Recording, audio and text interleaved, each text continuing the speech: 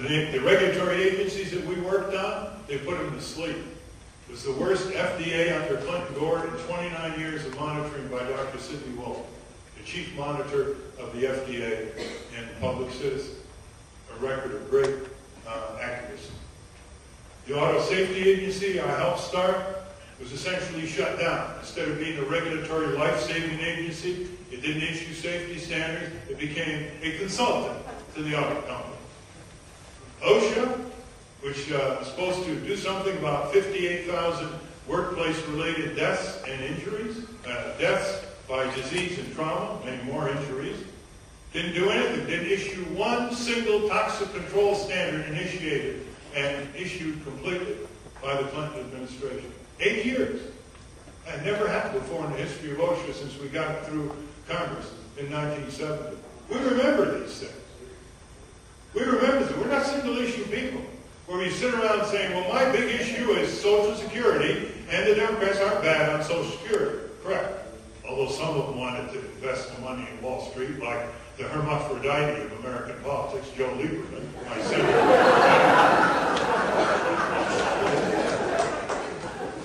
Or if you're a gay lesbian and you want gay lesbian rights, Democrats aren't bad there either, although they don't like the word marriage, they use the word civil union.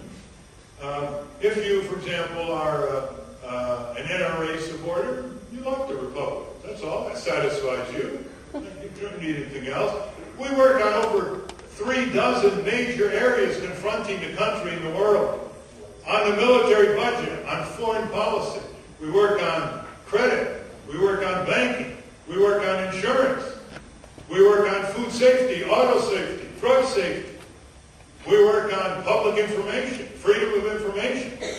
We work on all kinds of areas, and that's the multiple yardstick that we use to judge those two parties.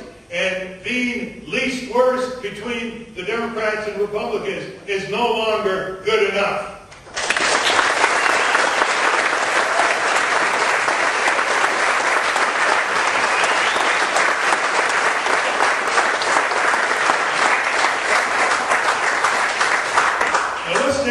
Eugene Debs' comment. Looks like they don't want much of anything at all. And fast forward to 1945. End of World War II, U.S. most powerful country in the world. There was no number two. Booming economy, military powerhouse, economic powerhouse, full employment, labor unions on and on. Western Europe, devastated, torn apart, crumbling, countryside and urban centers. Now watch the difference. In 1945, out of the smoking ruins of Western Europe, the people of those countries, through their trade unions, their social democratic parties, their multi-party system, their cooperatives, demanded and received by law for all their people. They demanded universal health care and got it. They demanded decent pensions and got it. They demanded living wage and got it. They demanded laws to facilitate trade union organization and cooperative organization and got it. They demanded university-free tuition and they got it. They demanded decent public transit and they got it. They demanded paid maternity leave and paid family sick leave and they got it. They demanded up to 4 weeks paid vacation for all workers and they got it. 63 years later, the Republican and Democratic parties have denied the American people all those social benefits in the richest country in the world, the land of the free, Republic Reagan.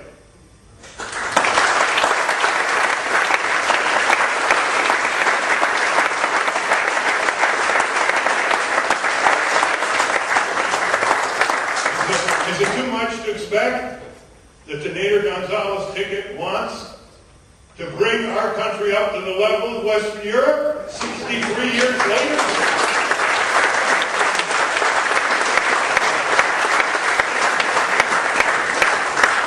These social benefits are not mere amenities. Having decent daycare available to working people in Europe when people there have to pay $500 a month or more for daycare, as they go with their little Walmart jobs and incomes, 1 job, 2 jobs, they can't pay the bills. They go into deeper debt. They have to chug along through, an hour, 2 hours of congested traffic in the highways. What a way to live. Shame on us. 100 million people at the lower economic rung in our country are destitute. And the Democratic Party and the Republican Party, have you ever heard them use the word poor? It's all middle class, which is shrinking into the poor.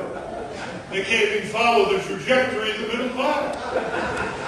No, they're not supposed to use the word poor. John Edwards is the only one who used the word poor. Dennis Kucinich used the word poor. But look at the apparatus of the Democratic Party, how they reward these people. 100 million Americans, underpaid, overcharged. The poor pay more. They die earlier because they don't have health care. They're asked to do the most dangerous, hazardous jobs. It's another reason why they die earlier. These are the Americans who are disrespected, marginalized, ridiculed on comic television. These are Americans who are obstructed from their right to vote. These are Americans who are often profiled or discriminated against. About the only time they're respected is when they ask their youth to go fight our criminal wars overseas, like in Iraq. You look at the pictures of the soldiers who died in Iraq, you look at their profiles, Latinos, African Americans, poor whites. That's who fight our wars, largely for economic reasons. They want to collect enough money to go to community college. Thomas Young, who is the central focus of Phil Donahue's new documentary, Body of War. He was over in Iraq, and on his 5th day, he was shot in the back, came home as a paraplegic. I went over to see him, Walter Reed. I called Phil up, said, why don't you come down from New York and join me? And he made a wonderful documentary, which is playing now in various parts of the country. I asked him, why did you join up? He said, I didn't have enough money to go to college, and I thought I'd save some money in order to go to community college in Missouri.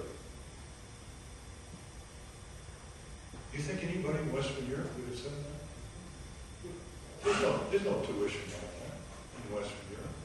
If we brought our soldiers back from Western Europe and East Asia, and they've been there now for over 60 years, defending prosperous countries like Japan, South Korea, Germany, Italy, France, England, from those menacing, perilous nations called Inner Mongolia or Moldova, if we brought them back, that would save $80 billion in upfront and backup costs. $60 billion of those dollars would give every student in America a free public university education.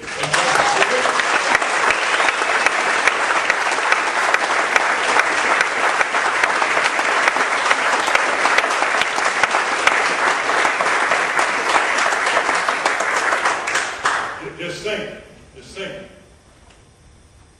Barack Obama and John McCain want to expand the military budget. I don't know how much you know about the military budget, but I think it's important for us to know the following. There's no more Soviet Union.